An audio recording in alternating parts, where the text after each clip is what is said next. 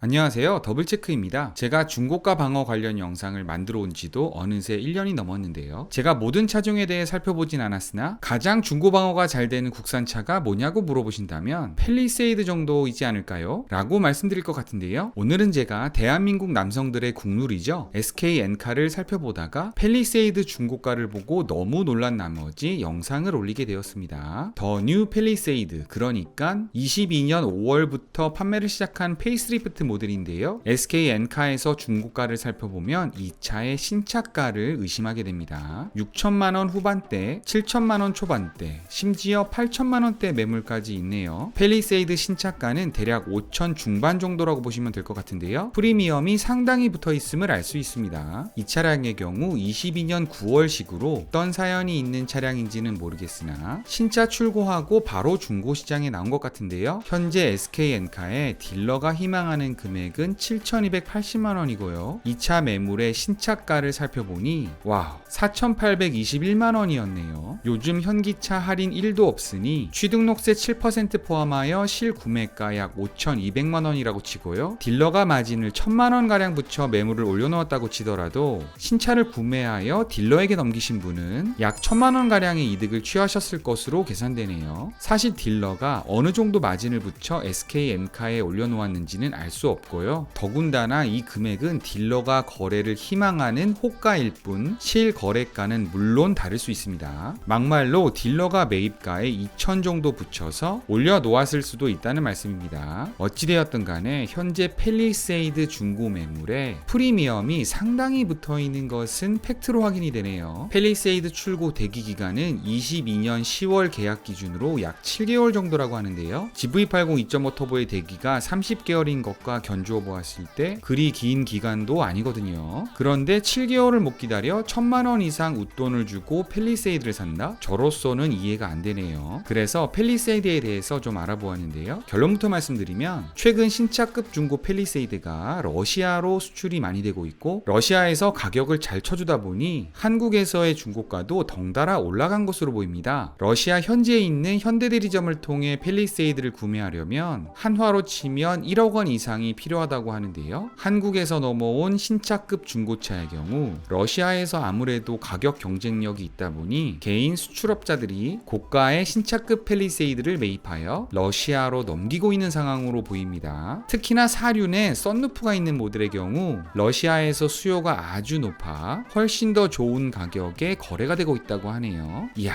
그렇다면 현재 팰리세이드를 출고받으신 분들은 충분히 고민에 빠질 수 있다고 봅니다. 요즘 차테크다 뭐다 말들이 많은데요. 저만 해도 팰리세이드를 출고받았는데 바로 팔면 몇백만원 이득을 취할 수 있다? 혹하는 마음이 들 수 있을 것 같습니다. 그런데 말이죠. 이게 생각보다는 간단한 문제는 아닌 것 같더라고요. 우선 현대자동차 입장에서는 말이죠. 이러한 개인 수출이 성행하게 되면 러시아 현지 대리점에서의 판매가 감소될 것이고요. 당연히 이러한 개인 수출이 달갑지 않을 겁니다. 상황이 이렇다 보니 신차 출고한 지 1년이 안 된 차량을 해외로 수출할 경우 신차 구매자 및 그 직계가족을 블랙리스트에 올려 영원히 현대자동차를 사지 못하게 한다는 소문이 있고요. 더불어 해당 신차를 판매한 영업사원에게는 중징계를 내린다는 소문도 있습니다. 이 모든 것이 확인되지 않은 소문일 뿐이지만 상황이 이렇다 보니 몇백만원 이득 보자고 바로 판매한다는 것은 영 뒤가 개운치 않네요. 혹시 보다 정확한 정보 있으신 분들은 댓글을 통해 공유해 주시면 보다 많은 분들께 도움될 것 같습니다. 그런데 말이죠. 좀 억울한 케이스도 충분히 발생할 것 같습니다. 기다리던 팰리세이드를 받았어요. 그런데 한두 달 타보니 도심 지역에서 타기에는 차가 너무 커서 운전이 너무 힘들어 도저히 못하겠어. 혹은 내가 기대했던 성능에 많이 못 미칠 수도 있고요. 또는 여기저기 떠도는 현기차 자동차 결함 문제가 영 거슬려서 차를 빨리 처분하고 싶을 수도 있겠죠. 상황에 따라서는 차를 인수받았는데 바로 주재원 같이 장기 해외 출장을 가야 해서 차를 재판매해야 하는 경우도 있겠네요. 그런데 이런 상황에서 블랙리스트에 올라갈까봐 차를 못 판다? 더군다나 딜러가 매수한 후에 딜러가 러시아에 수출할지 국내 유통할지 매도자는 알 수가 없습니다. 다시 말해서 러시아로 수출할까봐 딜러에게 넘길 수 없다?